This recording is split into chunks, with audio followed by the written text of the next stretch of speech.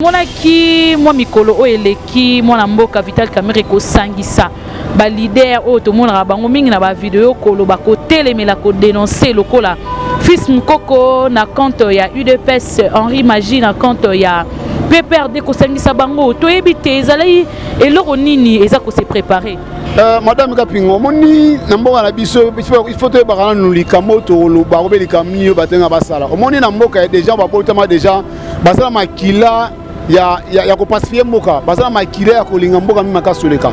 Vital Kamerhe c'est un pacificateur. Na bango toujours veka il faut bakande hommage nga sa vivant lokola Mandela. Bazate mutakufi ba ko rendre hommage parce que on veka au sana mboko il mérite beaucoup d'honneur, il mérite beaucoup d'hommage nga sa vivant parce que ko sangisa bato kola fils Mukoko oyo afinga kabila butu moyo kola mutu kola ndeko na ngai Henri Magie oyo PPRD oyo afinga kati sekere aza parmi ba beret rouge ya PPRD c'est pas facile et ça eloko initiative et utaki na kati ya INC et pas ya mwana mboka Dr Selema je serai passant ozali kosia mokonza mboka yende amona ki lolenge mboka ezako kende amoni bilenge ya PPRD ba kofinga président de la République amoni ba bilenge ya cash ba kofinga mwana mboka kabila bité batoyo totumbe réfugié à Fati totumbe réfugié ya Kabila tant to za ko bunda biso ne mikolo wana baza ko bénéficier mikolo na bato lancer mikolo na biso habité to ko bomona beauté le seul intérêt général eza mboka biso ba jeune il faut to chanase nde akana ko lokanda so fils Mukoko aza leader na IDPS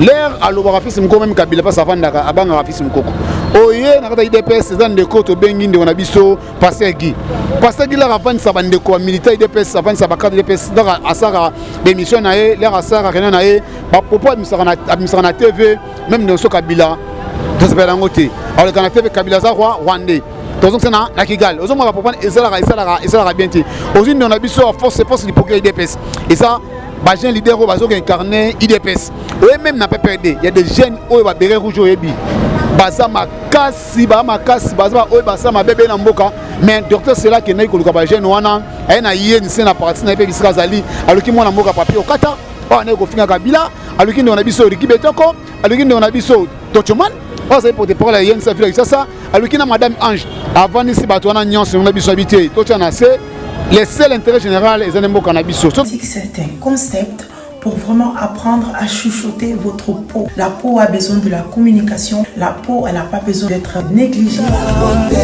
Chez Grasse Beauté Cosmétique Paris, nous travaillons pour la restauration de la peau.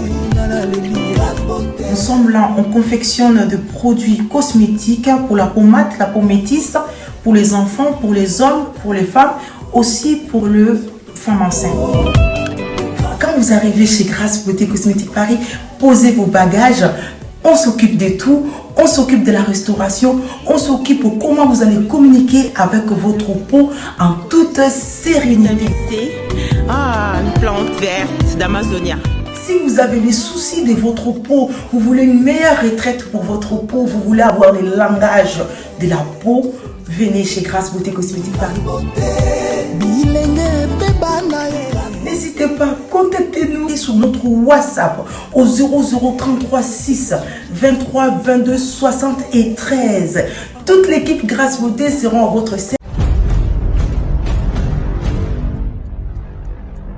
Beauté, suivez Elengi à Congo pour avoir toutes les informations concernant l'actualité congolaise. Pour l'organisation de mariage, anniversaire, soirée, animation DJ, maître des cérémonies, un service traiteur, sans oublier un chariot, nouvelle technologie pour vos mariages et entrées gâteaux. Pour plus d'infos, contactez Elengi à Congo TV. Subscribe Elengi à Congo. Na Elengi à Congo TV. Toko diembe la biso tout. Toko diembe la biso nyonso. Toko diembe la biso nyonso.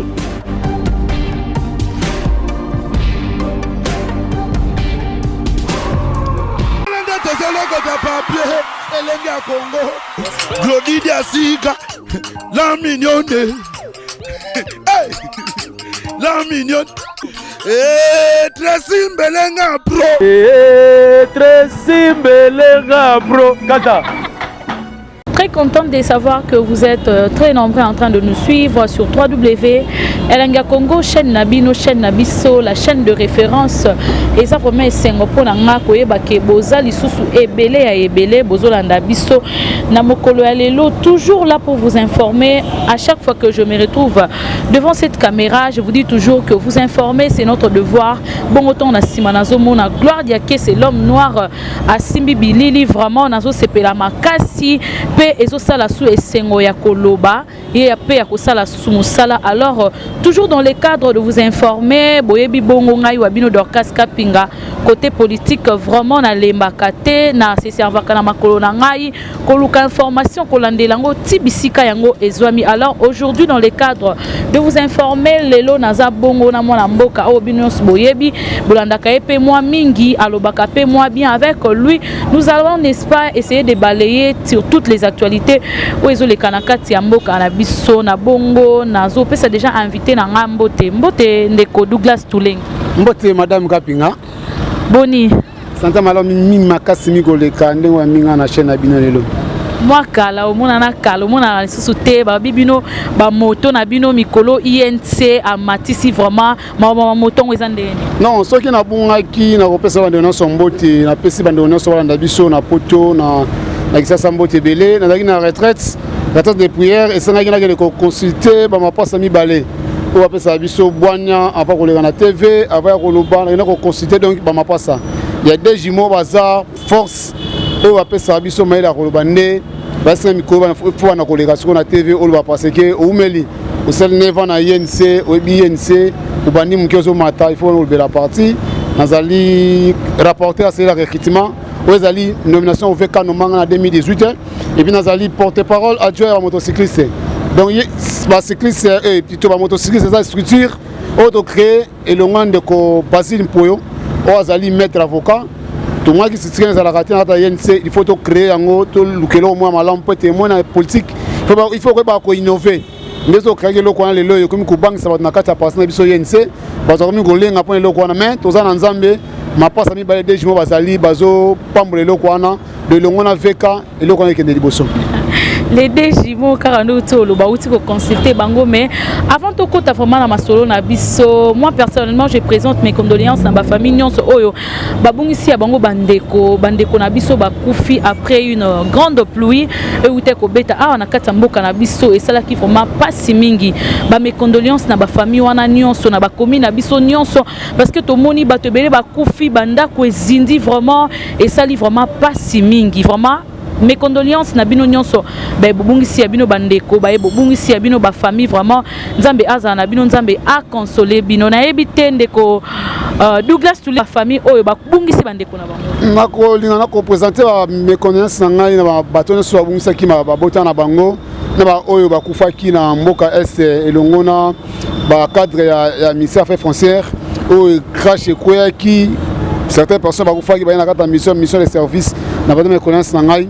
On a des nyonso bakufaki na se ambulo ebetaki le 26 au 27 na présenté mes connaissances parce que au moni liwa et bomo ya mutu sacré mais mutu moko esaki mbula ebeta te mbula eza mokana nzambe mbula ebeti bato bakufi ese biso pasi mais eloko okamwa monaki mokonza mboka elona teteka bien na ye mwana mboka peteka mere batikaki biro na bango ya musala bakitaki bisika oyo badeke salamaki na kata ba ravin na kata ba ravin na mabulu bakitaki kolela ou bien ko partager ma bande ko nyonso mokonza mboka peut-être déjà injection que non mabota nyonso na ba déjà kozwa disposition bato bakufaki et puis koyeba déjà kozwa soin koyeba déjà kozwa déjà ba disposition ndenge prince bukanaki na commune ya Lemba et Kaboli pense na biso ya anniversaire likolo kuna donc pour on a peut-être déjà moins d'autres ba dire ko réhabiliter nzela oyo et bukanaki et puis bato bakufaki mokonza mboka apesi moins d'autres non l'état et bakozwa engagement pour na bato donc et c'est pas simi ya kobungisa bato ebele plus de 40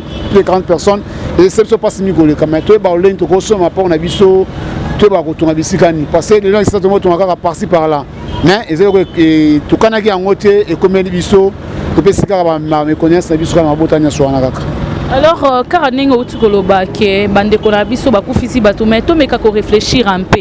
Quelle politique oyo bandeko na biso bakonza mboka batie pona makambu oyo esalemaka après la pluie to kaka vient le beau temps, pardon. Mais on a katamboka na biso tomonaka toujours après la pluie batuko kufa, après tomoni ba kondi baye ba soué ba présenter ba mes condoléances na bango et puis c'est fini. Alors pour politique nini bino bozali na kati ya cash bozali na coalition na bande konamiso FCC bino boza na pouvoir na ngonga o politique nini o bino bozo tia déjà en place auto bino bozo proposer déjà pour na makambo oyo. Merci pour mon temps maman na ngai madame Kapinga pour na ngamoko personnellement s'engage personnellement na kanisi bane koyaka o mbule koyaka même pouvoir koyaka après cash et kosenga des jours que non même ville na biso ba même ko délocaliser yango ben système sous ozoka ministère étranger so ba longola ba tonga maluku eza munene même maluku tonga mate bazoka marché central eza na zano ba longola eke même na commune na maluku ozani grand chose ba mape ba tota maluku ba tota pito koto na Gombe koto na ni na lukunga ba sala misala pe na nini na maluku ezali bonne chose mais ba konza ba ka kozwa kaka ba kozwa kaka soin ko ba kozwa disposition ndé ba ko tonga ba ko kotonga vile sika poto moi ba pem suma même dans mboka msusu au moins la ville eza ba to comme belé mais au moins ba localiser ville ba mi ko tonga tongi vile sika donc et ça ba secret politique il y a ba secret d'état on peut jamais commencer à dévoiler c'est comme moi mais depuis au moins porter une bonne politique mboka na biso et ko koma kitoko mboka biso ba ko tonga mais biso ba vana nte ba tonga ba cité sika. Alors toko tapé na est kuna bande kona biso bazo continuer kaka ko kufa ezambala liboso te toyoka ke na est kuna babomi batu c'est presque chaque jour tozoyoka na beni kuna na ba mboka na biso akati kuna bande kona biso bazo kufa chaque jour et to type ko mona bande kona biso na ko marcher contre bande kona biso ya Monisco koloba na bango ete baza en complicité na ba Rwandais na batu oyo bazo boma bande kona biso kuna vraiment na likambo oyo ndengo Douglas yo linga ko bakisani.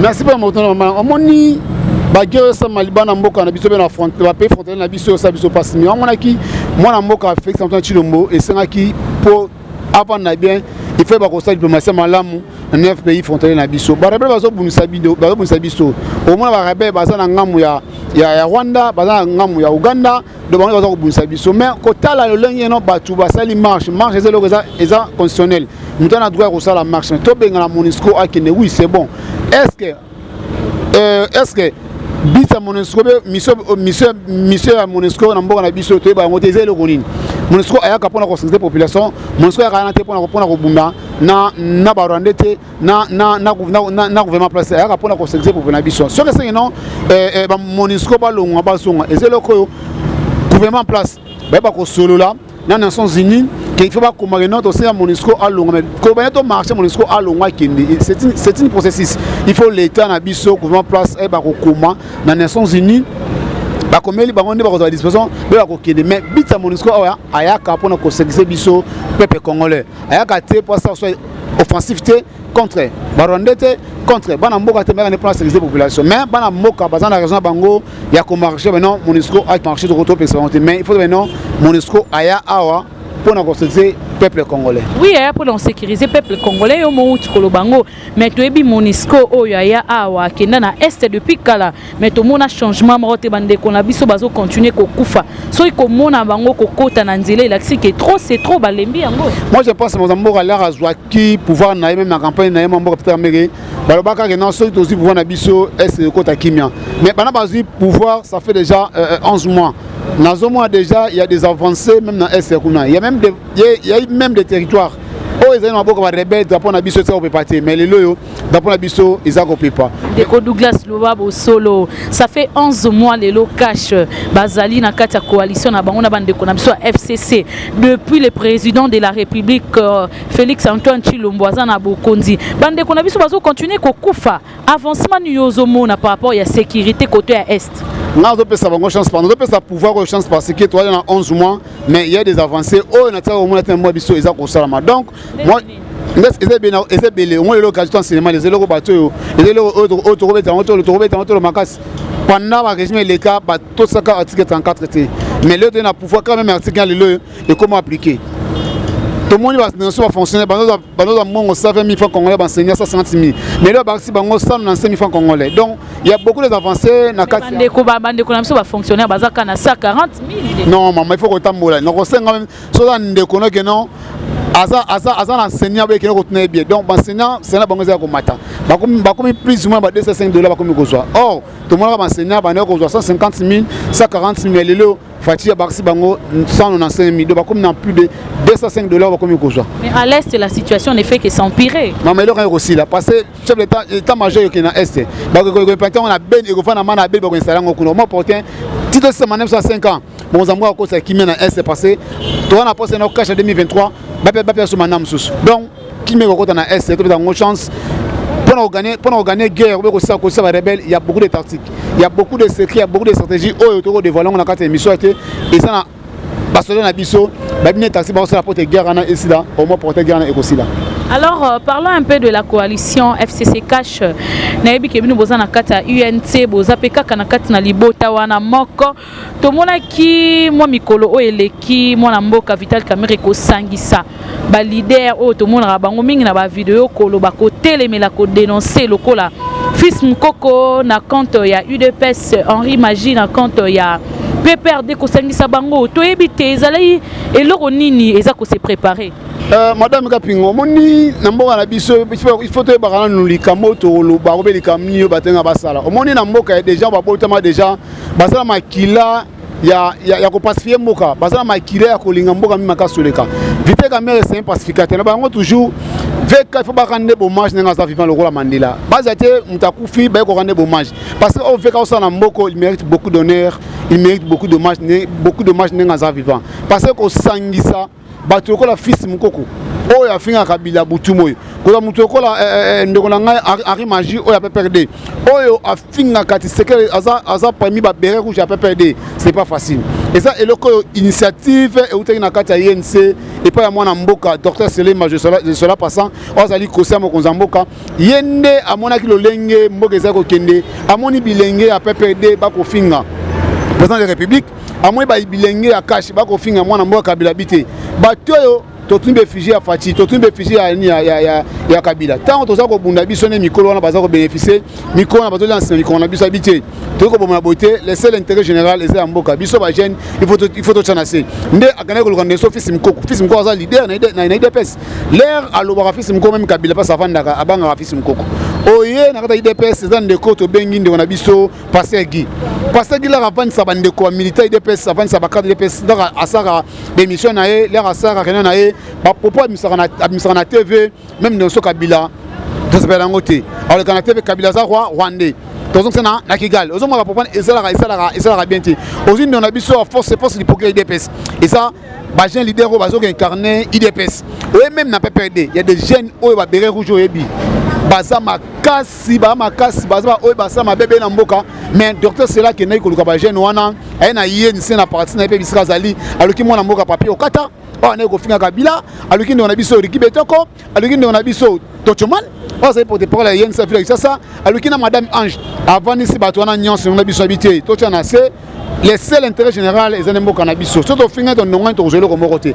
Mais c'est là qui bato nyonso ba leader wana ba ke ko kutana mo mboka Vital Kamerhe o directeur bien sûr de l'état ne amai bango asoina bango esi bango bien bilenge bozana venir ya lobby to bo manate ne fils que to zana to sangana pour la coalition na biso et que liboso surtout bundi to bénéficier ni au moins peut-être zo bunda biso bango na biso bazo se benito panza pour te bango balonga yango moni docteur Sela Maïla Zwaki to boy que no makile tanga na mboka ndenge tanga na 1960 à l'époque ya Kasavubu na Lumumba omonaka Lumumba a révoqué Kasavubu a révoqué Lumumba Mobutu aya monté coup d'état aya kozwa mboka nde biso kata yense to boy que lokani to tanga ki banona biso mais nazo kama loko sala nga pasimi kaya kata initiative yana il y a certaines personnes kaka na kata cash kaka na kata yense kaka na kata FCC bako bunsa bilenge wana oyo na kata yense okomona batu musu bako bunsa initiative ya docteur Sele mais pourquoi docteur Sele a conseillé Ndeko Douglas s'il vous plaît tangu ozoloba ke mwana mboka les pacificateurs a 5 ki bandeko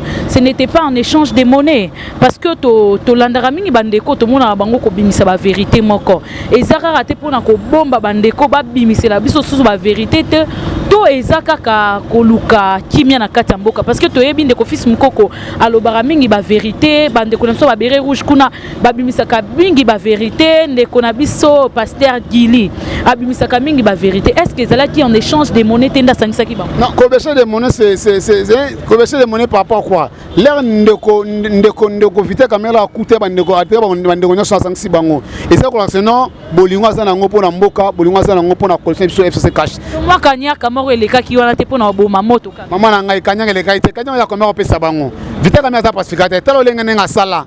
Tokena kata Genève. Tokena to bino muto kozala candidat soki ndeko kamera était aux ndeko Félix. Mais to comme ils ont été surpris to moni robot fabriqué à medona ngai bemba na Moïse ba bien ce robot fabriqué. Mais le temps que pacificateur habité atali comment IDPS o ya bunda pendant 32 ans en opposition. Atalaka comment mtuté mais atalaka parti politique IDPS o papa so Antoine Tshisekedi bunda pona habité il faut désister na compte ya IDPS a désister na compte à président on a biso président Antoine Chilombo a ma président et ça pona monnaie de sainteté to inde kimeza na mboka bande baza kimia ndeko kuta bilenyona ba ko créer unité de défense pour la coalition des cash FCC pour la soutenir pour la cause ensemble les bisons na kata FCC na kata kato la bomoko yango mona même après ko kuta na wana baneso ya FCC ba ko kuta na ba Congo qui ba pesa mode de l'une ba mita ba ko tambola au moins porter nous a déjà même cash pe reçoit cash fait ça ma déjà bien cash pe ici ba konza ya cash ici ba ko kuta déjà ya nelon ni cash ko tambola donc tout ça na posa mboka et qui na réseau de na posa kimia na mboka parce que les seuls intérêts généraux les peuples congolais oh to kobati là to kobati mboka na biso nous sommes obligés non to bati la coalition na biso ndenga ba miside na IDC zaki non union de défense pour la coalition cash et FCC ya mo idée no te ba mo na mboka selemba soki président république ami bango ezamal mi maka so ngebi ba kutande o Kabila to kotambola ba mboka nyonso to sa pour des presse pour des peuples qu'on comprend non aujourd'hui FCC na ka to zelo vraiment parce que to ensemble to travailler bango ba qui majorité parlementaire biso gana ki na kata présidentielle et seigneur to travailler na bango to boy crise sa mandé sa mara na France to boy crise sa mandé sa maka na 1960 entre Lumumba et Kasavubu ba pesa mutu kanyaka pa kutante ezane idée zane ba to na souci ya mboka nde ba kutana ki ba fils mukoko ba docteur Sele bandeko na ngana okata nde pona ko dongola biloko wana mabe elonga na mboka na biso ba kutana ki na kasa eloko wana ezali kambo agent de leader ceux qui ont aux agents de leader mais on va représenter biso ba agent lokola yo to sala ngo débat moko na kata pourquoi na zalité pourquoi ba conseiller ngati pourquoi ba conseiller ba iko conseiller ngati mais ezelo ko non pour intérêt général ya mboka na biso moza na kimende to créer le kwana IDC. Mais tozo yo kakeba tozo kende na transition par rapport ya maloba o ezoloba ma déjà ba rumeur ezo pesa maketozo kende na transition et par rapport ya proposition de sortie de crise ya mona mboka Martin Fayulu on dirait bat bakomi na bango kopesa raison que to kende na transition. Maman na autant comme Martin Fayulu moi je connais Martin Fayulu na bandona Martin Fayulu à part ben notre que na transition on va aller à transition par rapport à quoi?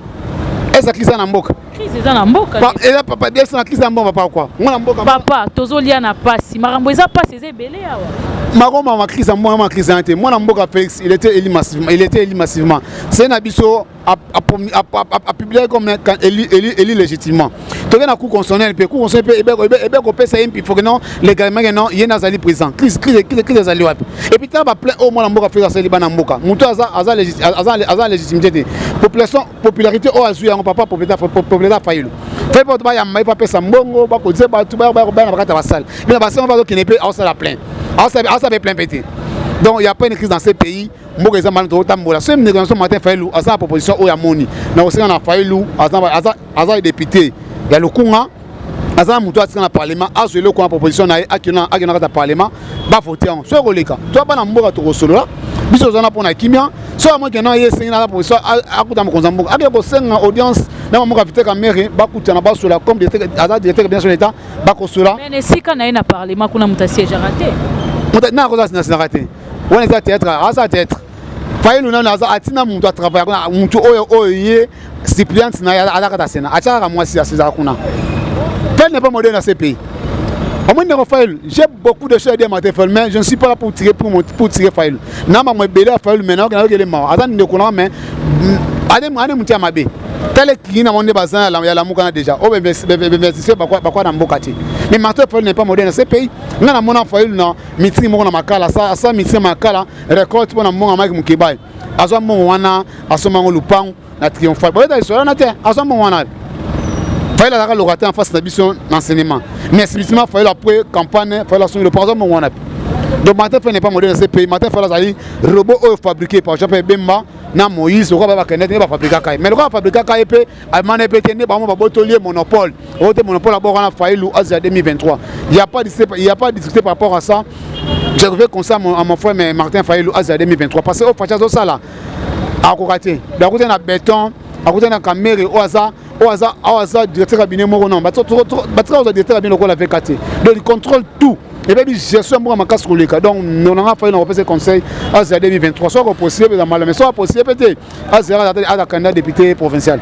Alors mesdames et messieurs, nous tendons vraiment à la fin de notre émission ndenge kaka gloire de kese na sima caméra azo signalinga déjà qui est tozo chité to komina suka. Alors une dernière question ndeko Douglas Tulenge toyoki bandeko na biso ya FCC ko kende na retraite on dirait ba déplacement na bango e komi ko bangisa mikolo parce que to monaki bango ba ke Lubumbashi tongo retour na bango salema ki awa moto peli mais to moni bango so ba koti retraite bozo bangate na to ko ba loroni biso ba dola pour to ba loroni mboka biso do DJ yango to na président biso Fachi Beta azan président biso bangani ba kota retraite bazana kata koson FCC ezala mabe oyo ba mona kata FCC ezo DJ moi na kata ndako nako la raté ou bisika en raté même na kata FCC na il y a des fissures au moment na kata bazon ndonga na kuna yango moni esenga ki ba kutana ba so ba non ni nezo simbate ni nezo bongate parce que même ba déclaration baza ko sala par-ci par là et c'est même bon na kata FCC ba ko ressusciter et na bango ba kata retraite na bango ba ko tali politiquement c'est tout à fait normal biso na kata cash déjà boy aux unes on a biso 32 gigas président Kabundi non donc on a biso excellence même Mbeke basa pe na kata pour parler de sur na kata cash et ça m'a bien mon côté par contre retraite au banque ça biso ni froid ni chaud parce que toujours travailler na bango ensemble FCC na cash mais biso nous avons dirigé biso na kata mboko zande Fachi non ça va ko sala bazon ka makolo ka Fachi ni mboko koleka bango nyoso wana donc au moni à l'époque l'air musée à côté de la carte pour pouvoir tu vois qu'il y a un bandit biso bambutise oh kabi musée à comme on a quand qui s'engage musée comme na kengi on a comme kama boy musée quand qui ça c'est même avec nos frères mais nous sommes dans une coalition tout travailler na bango basana droit bango ya kokota ba na bango ya kokota retraite ba mabeza wapi papa déclaration basalaka bobebe pour l'inté na monté to la coalition totamola kabila pèse bango mot d'ordre non beaucoup tambola boye bolingi parce que avenir politique na bango et ça bon na biso cash avenir politique fait ça bon na biso et puis dans des années à venir total rande mo qui ne gars mais tout ça coalition tout fait bango ensemble oh ça m'a bien gagné l'été mo holandais mais biso ça na pour travailler on est sur FCC ensemble les potes tous moi ceux qui liboso mais to copé ça lisusu coalition yo vraiment ba vie est belle par rapport ya makambo tozo mona. Non, par rapport à ce les canons, notre émission non, bah côté retraite, parce que bon ça, oya bango na kata FCC, biso na ngama cash fait, tout ça bon ça peut biso maintenant kata coalition tout travailler ensemble non, pour ce to buito soigner, bah mazo bénéficier. Tala na banda banoma banda kabila ne so kabila sénateur, ala na pouvoir, sénateur à vie. Il y a des mandataires au badati les le. So biso cash to befsen. Il y a des autres zo fingana. Les le bango ba fait na kata entreprise, ba fait na kata ya ba PCA, car bango biso cash to société. Toko bunda, toko finga, ba bazaka ko kotikaka ko travailler. Il y a aussi ba seulement to tcha na C parce que intérêt général ya mboka. To na poste que le logo non, biso pe ba jeune pe to ba jeune. Il y a 25 ans, ba mandataire. Tout le monde avait un second à mettre Basine. À comme appelle le coup, l'appelle ministre provincial, ministre national, et une grande effectif. Donc, qu'on soit en Akobunda, ils ont un sens de parce que tu comprends le que non, il faut que jeune, tu j'aime beaucoup. Bah, viens, bah, parce que trop. Autant dans le régime de l'école. Et ce moment jeune à 30 ans, jeune à 25 ans, à date déjà dans ministre. Mais Fachi, à comprendre, il faut à travers la jeune que va faire promouvoir la jeune au Yassika, va m'attaper dans la carrière politique. Donc, tout travail ensemble maintenant na FCC. Voilà, nous sommes arrivés pratiquement à la fin de notre émission, mesdames et messieurs. Vous avez que Belé, Bolandi Bisso du début jusqu'à la fin. eza esengo na biso koyeba ke bozalaka wana disponible pour na biso vraiment. Merci na bino nyonso, merci na yo pe mwana mboka Douglas Tulengi pour na opportunité oyo pesi biso. Merci Madame Rapinga. Dernier mot que non, on a bien si tous les motocyclistes INC au dans avec ça, même yo la ninga Nanzela est dans mon cœur vraiment beau et belé à partir les 6 au 7 tous en formation idéologique à partir na biso INC ils en dans l'interfédéral na commune à Kassavo sur la finance élément boya boya belé boya qu'on veut vraiment formateur. Parce que y a des formateurs qui ont une formation idéologique à partir. Nous allons mettre les gabelles au lendo, aux alliés porte-parole avec ça. Nous avons CG Nabiso, Boj. Il y a pas de formateur, nous avons Nabiso P, l'équipe est au formateur, nous avons Nabiso P, docteur Selema, il n'y a pas de formateur à cause sannement historique à INC. Pas de comprendre INC, pourquoi créer INC donc 3 jours du 6 au 7 décembre. Tous la formation idéologique est à partir. Nous avons compté plus 643 84 380 25 63. Plus 643 84 380 25 63. Alors merci beaucoup Nabino Bae Bolanda Kibiso, vraiment on a remercié Bino Lususu. Bon continuer à s'abonner, Bino Dorcas Kapinga, toujours au micro vraiment. Tant on y vous informer, c'est notre devoir. Tant on y caméra, vraiment devoir nanga mikolo. Merci Nabino, Penaba, Oyona nous s'abonner, vraiment beau s'abonner massivement. Nakati ya Elenga Congo, chaîne Nabino, chaîne Nabiso, RTNT Nabango. Vraiment, vraiment je dis merci à Gloire Dieu que c'est derrière la caméra. Merci également à Christian Manza Mupandi, on a vraiment azo kenge la moi image en ndenge ezo kende. Merci na yope, merci na bino nyonso ba ebozo komela biso. Merci na bino nyonso ba ebolemba kate kopesa biso ba conseil vraiment ezalaka toujours le bienvenu. Tout le monde a kayango to sepelaka ezo aider biso to améliorer. Quant à moi, je vous dis au revoir. Glodidia Sika, la mignonne, la mignonne, très simbelenga bro, très simbelenga bro, Kata.